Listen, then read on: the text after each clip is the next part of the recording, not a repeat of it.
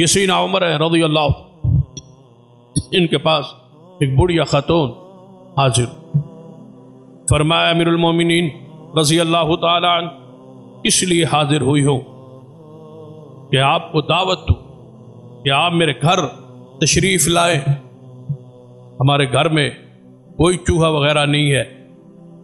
اور یہ کہہ کے چلی۔ سیدنا عمر رضی اللہ تعالیٰ نے فرمایا، اپنے غلام کو بلایا، فرمایا فلاں علاقے کا دورہ رکھ، وہاں چلتے ہیں اور اس عورت کے لیے راشن کا، خرچے کا، سواری کا، گھر کے اس کے معاملات کو چلانے کے لیے کچھ غلہ، کچھ اناج، کوئی اونٹ تیار کر۔ وہ کہنے لگے امیر المومنین شاید آپ اس کی بات کو سمجھ نہیں پائے۔ اس نے کہا ہے کہ میرا گھر صاف ستھرا ہے، کوئی چوہا وغیرہ نہیں ہے جسے آپ ڈریں اور آپ تشریف نہ لائیں، صاف ستھرا گھر ہے، آپ تشریف لائیں۔